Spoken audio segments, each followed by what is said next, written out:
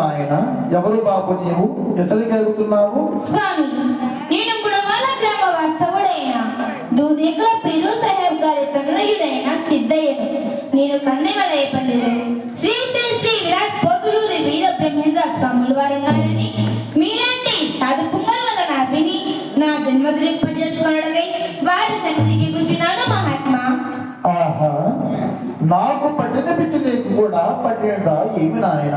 ఇందులో పిచ్చి ఏమున్నది స్వామి? తమకే పిచ్చి పట్టినది? బాబు, నేనైనా జన్మ రహస్యముల కోసమై ఒక గురు సన్నిధిలో చేరి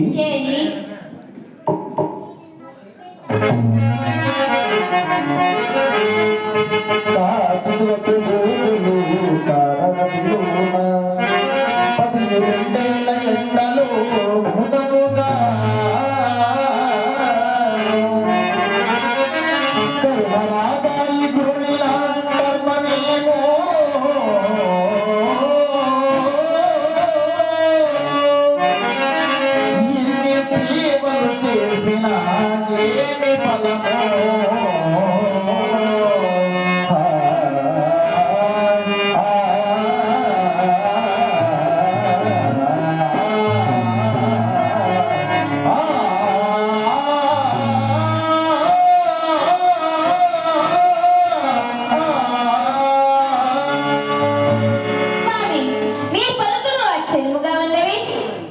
బాలక, ఇవి నీ వెర్రిమోహలే కాని నిష్ఫలము కాక సఫలమనుకుంటివా ఏమి?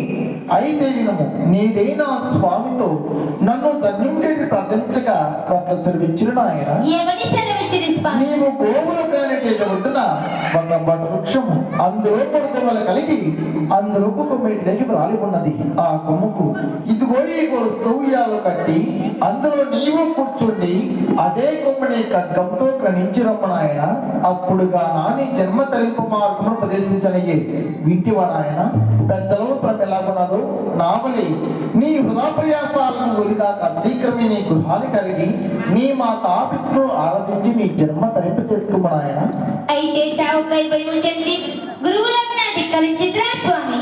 అనిత్యాన్ని శరీరాన్ని నిబోనే శాశ్వత నిత్యం సన్నుతో కర్తవ్యం ధర్మ సంగ్రహ అన్నట్లుగా ఈ శరీరం ఎవరికి శాశ్వతము కాదు. చావుకు వచ్చేవాడు ఎంతైనా కలడా. అలాగైతే మీ సేవ కొరకు నాకు దారపోయాడు. తత్ఫలమున మీ గురువులంటే పాటించి నా జన్మ ధరించుకుంటుంది స్వామి. అయ్యో, అన్యాయమగాతమైపోదువా నాయన. నీ నా దృశ్యమును చూడజాలు నాయన, చూడజాలు. సందేహములు ఎందుకు స్వామి? సర్వం గురు మహిమే కదా. మీ వల్లే భీతి చెందిన నా జన్మ ధరింపజేసుకోగలమా? బాలక, నీకు అంత ధైర్యమడి నీవా త్యాగం చేస్తానంటే నేను నాయన ఆటంకపరచవలను. ఇదిగో గైకము నా సేవ కల్కము కొలుసు మనోవాంఛ ఫలసిద్ధి నాయన.